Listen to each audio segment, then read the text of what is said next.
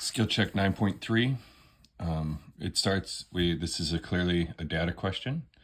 They give us raw data. I went ahead and already plugged that in, but that goes under stat edit, and then you type in the numbers. We should all know how to do that for sure.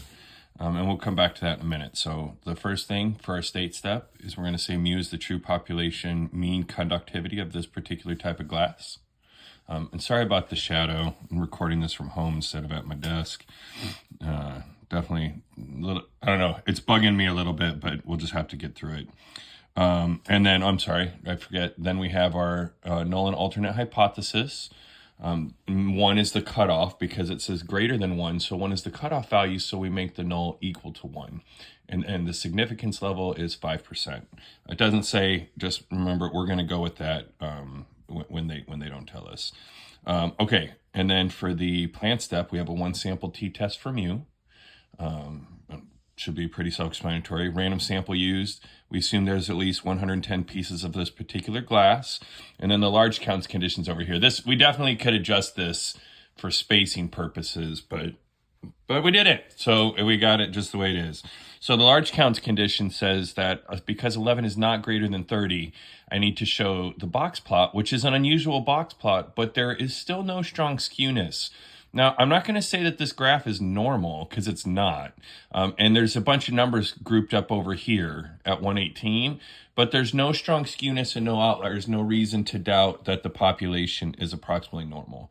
Or we're going to assume that the population is approximately normal. You have to say population and you have to say approximately normal. Not normal, but approximately. We don't know it is. We're going to assume it is. Okay. So, and then to get that graph here on my calculator, I hit second y equals, turn it, hit enter, turn it on, which it's, I've already done this, of course. Maybe I should have reset this, but there we go. So on, and then you pick the box plot with the dots. On your AP exam, you will have a question where they'll ask you if there's outliers, and this is exactly what you're going to do. You're going to plug in the data, and you're going to go to box plot and zoom 9, and I can see there are no, sorry, I just bumped the table. There are no outliers, no outliers. So that's better than the 1.5 IQR. We still have to know how to do that, and we'll see that in practice questions, but there you go. Anyway, also don't forget to label your x-axis. You will be most disappointed. On the last test, I did not count off if that was the only mistake you made. I wrote it, but I didn't take points off.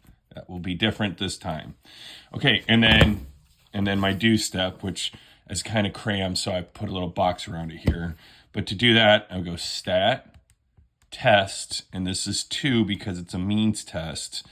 And then I pick the data half of it. Mu naught is 1, and I'm trying to show that this particular glass is greater than the 1 that we assigned to mu naught. And there's how I get my numbers. Now remember, this is p-value, even though it says p and see the -6, that means approximately 0.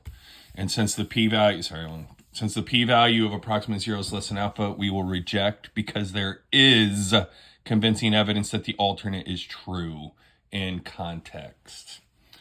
Given your conclusion, what type of error could you make? Right now, again, this is something that the College Board came up with a couple years back. And I just love this. I just love this format because it's not just knowing what a type 1, type 2 error is and knowing the rules of how to write it, but you have to make a decision based on your answer.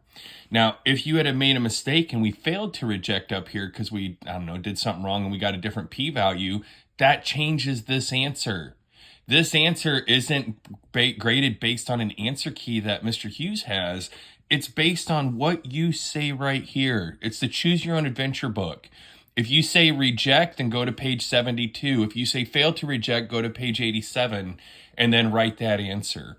It makes it shorter, so less time, but it requires more thought and more understanding. What's more AP stats than that? If you know what you're doing, it's going to be less writing and therefore you'll be able to write the answer down quickly. If you're just, memorizing or regurgitating, it's not going to work out so good. Now, you still might do okay. And also, if you did type 2 error and you described it all correct as a type 2 error, they'll give you half. They'll give you partial on this one. But anyway, because we rejected the null, then we could have made a type 1 error when we rejected when we shouldn't have. So apparently, if that's the case, then this was a bad sample. We just happened to get a bunch of them where the conductivity was greater than 1, but the true population proportion was not. But there's no way to know that. There's just what is the error. Okay. So evidence suggests, oh yeah, one other thing. When you write it this format based on your last one, there is convincing evidence that the mean conductivity is greater than 1. Evidence suggests that the conductivity is greater than, it's the same thing. You write the same thing down twice. If you know what you're doing, it's actually so much faster and easier. When in fact it isn't. Evidence suggests is or is not, when in fact it isn't or is. That's how it works. And then you give a consequence, even if it doesn't ask for the consequence. Even if it doesn't ask for the consequence. This would cause a change in the manufacturer when there's no reason to. And you're like, well, how was I supposed to know that? You got to come up with something. You got to come up with something that's a rational thought. And if you do that, we'll take it. We'll take it if it's a rational thought. Okay, and I said, or it could be the opposite, although I think I misspelled opposite there. That's fun. But I don't know if greater than 1 is good or bad. Although I think after some class discussion, I believe that under 1 is preferred to over 1 for heat conductivity. I'm going to assume that's probably right because I got that information from smart kids that take physics. So I'm going to assume that they're not jerking me around on that one.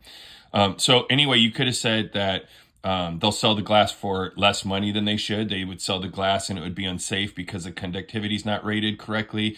It doesn't matter what you say. You got to come up with something. And if you're like, I don't know, fake it.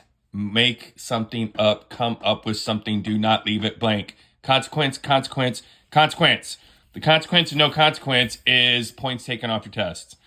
Okay, the next one is the one where it's what's the most important. And the answer is all the conditions are important. They're equally important. If any of the conditions fail, you don't run the inference.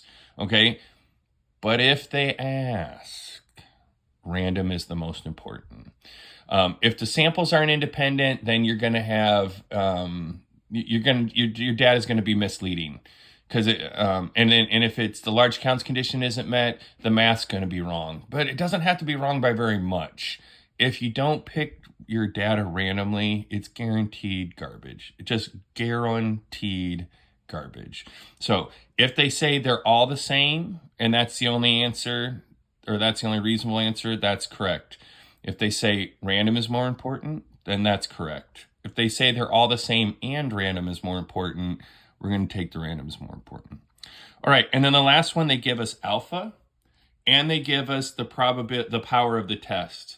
They ask us for type 2, which is the hundredths partner for the power. If they would have asked for type 1, the answer would have been 1%. So, and I'm telling you right now, you need to know that. You need to know that.